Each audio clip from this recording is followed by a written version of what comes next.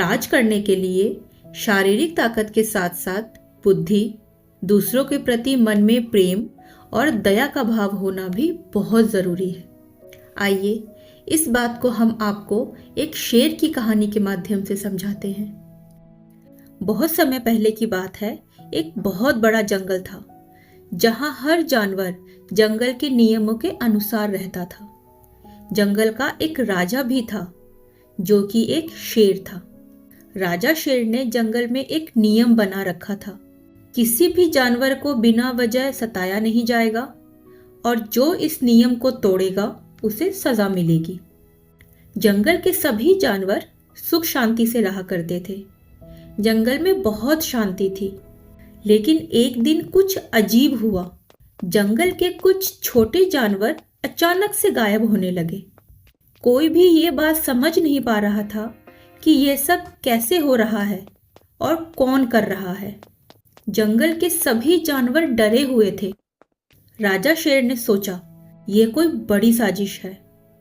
राजा शेर ने तय किया कि वो खुद इस बात का पता करेगा और इस रहस्य से पर्दा भी उठाएगा।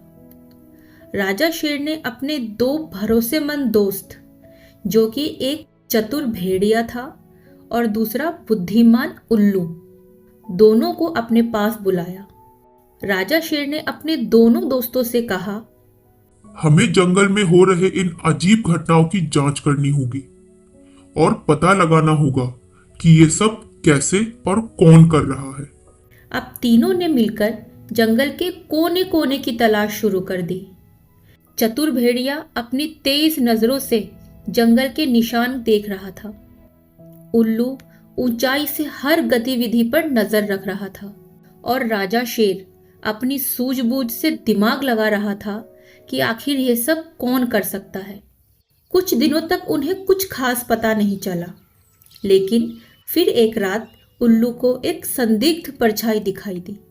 उल्लू सोचा, ये कौन हो सकता है? उल्लू ने तुरंत अपने दोस्त राजा शेर को इसकी सूचना दी। अब तीनों दोस्त उस दिशा में आगे बढ़े जहां उल्लू ने परछाई देखी थी।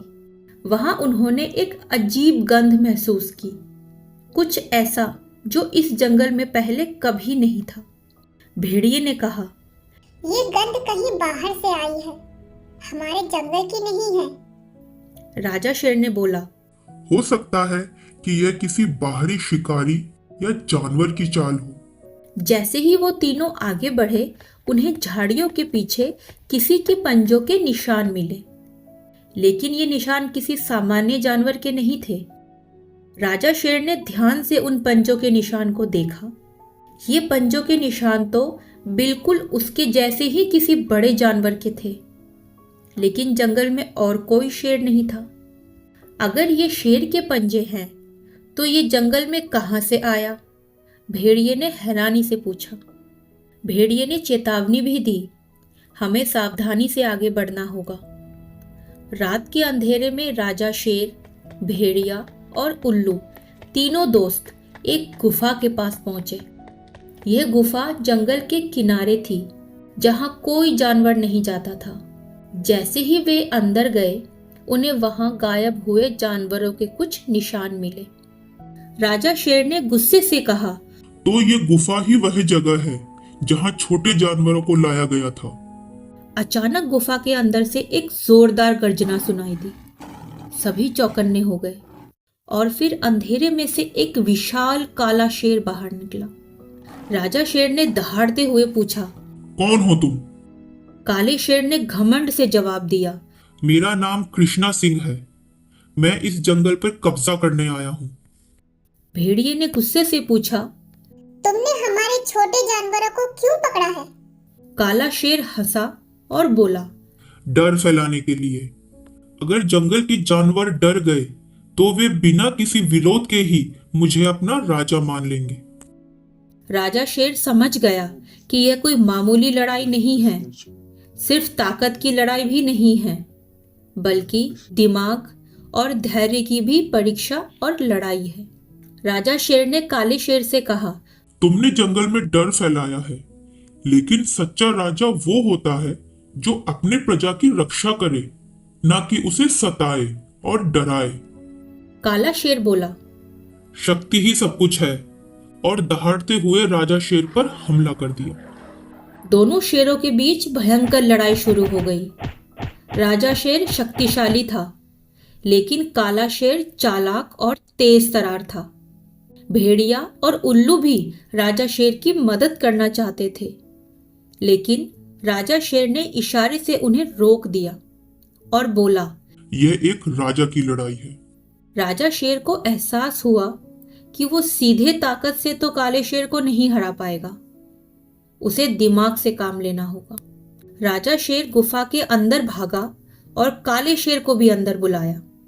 काला शेर भी दहाड़ते हुए राजा शेर के पीछे गया।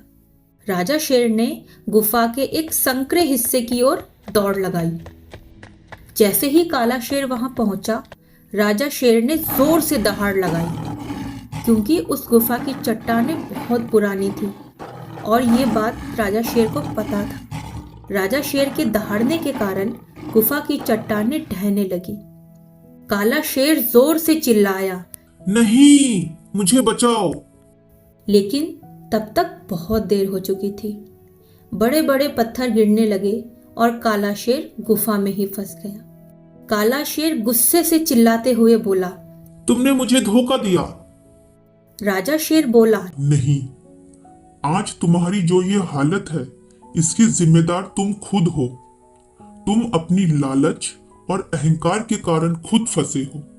काला शेर के हारने के बाद राजा शेर ने सभी छोटे जानवरों को आजाद किया और उन्हें सुरक्षित घर पहुंचाया। जंगल के सभी जानवर राजा शेर की बहादुरी और सूझबूझ की तारीफ करने लगे। राजा शेर ने सभी जानवरों से कहा, असली ताकत केवल शारीरिक शक्ति नहीं, बल्कि बुद्धिमानी और धैर्य है। आज अगर लोमड़ी और उल्लू भाई ने मेरी मदद नहीं की होती, तो शायद मैं अकेले ये सब नहीं कर पाता। और असली राजा वो नहीं जो दूसरों को डरा के राज करे, बल्कि वो है जो न्याय और प्रेम से राज करे। उस दिन के बाद जंगल में फिर कभी कोई बाहरी शिकारी नहीं आया। राजा शेर का शासन पहले से भी ज्यादा मजबूत और न्यायप्रिय हो गया। दूसरे जानवर राजा शेर को और ज्यादा इज्जत देने लगे। इस कहानी से ये सीखने को मिला कि केवल ताकत से कुछ नहीं होता, बुद्धिमानी भी जरूरी है। डर फैलाने वाले लोग अंत में खुद फंस जाते हैं। असली राजा वही होता है जो अपने लोगों की रक्षा करे, ना कि उन्हें सताए और डराए।